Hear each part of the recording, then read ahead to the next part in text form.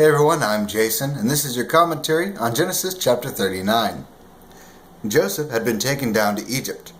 An Egyptian named Potiphar had bought him from the Ishmaelite traders who had taken him there.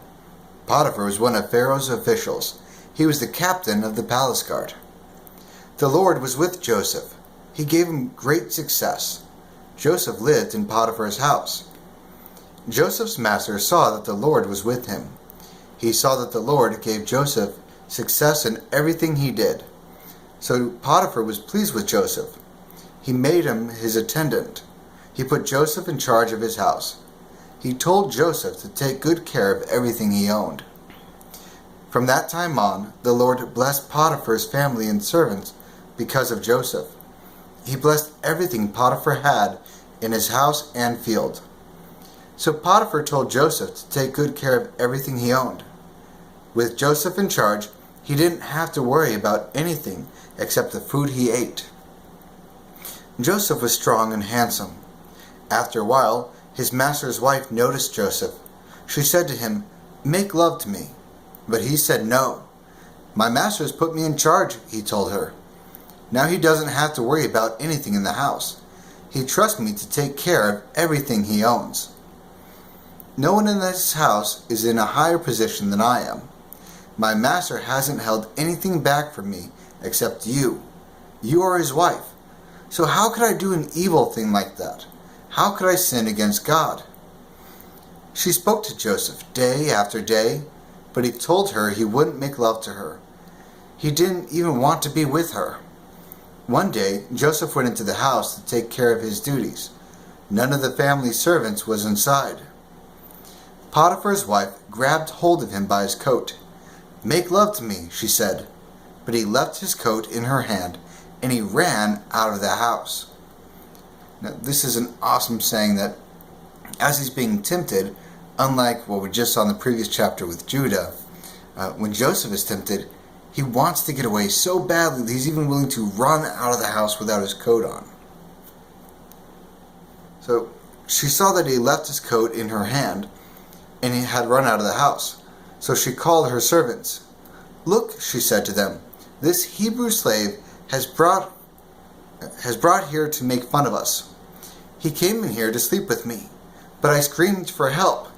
He heard my scream, so he left his coat beside me and ran out of the house."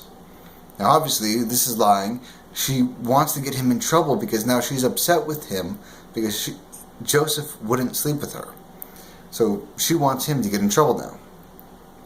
She kept Joseph's coat with her until Potiphar came home. Then she told him her story.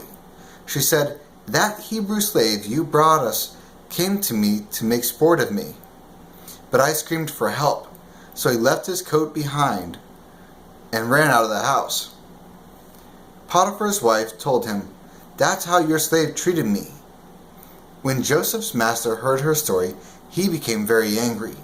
So he put Joseph in prison.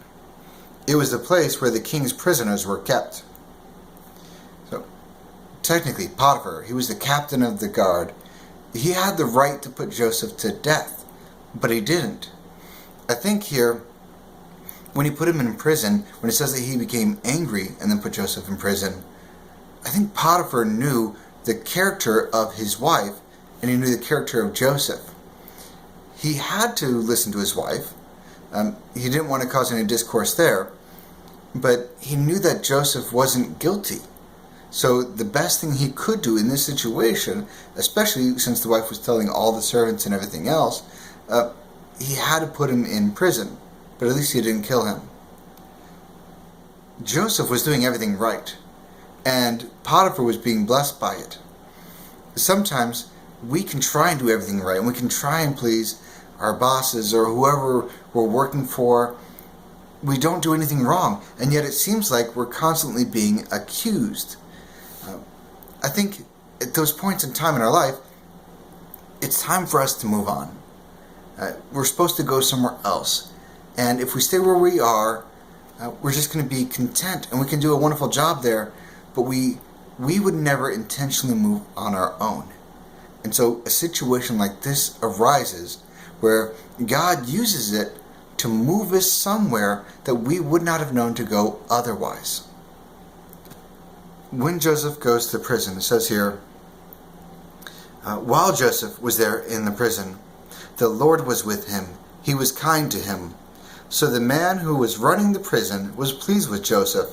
He put Joseph in charge of all of the prisoners. He made him accountable for everything that was done there. The man who ran the prison didn't pay attention to anything that was in Joseph's care. The Lord was with Joseph. He gave Joseph success in everything he did. So even when he was thrown back in chains, just like with Potiphar, where Potiphar didn't have to worry about anything, the prison guard, he didn't have to worry about anything either because of Joseph. Now, in the next chapter, next 2 chapters, we'll see that prison may not be our ideal spot. It may not be where we want to go, but that's exactly where Joseph needed to be in order to get the ear of the Pharaoh. So that's it for our commentary on Genesis chapter 39. Thank you so much for joining me, and I'll see you guys next time.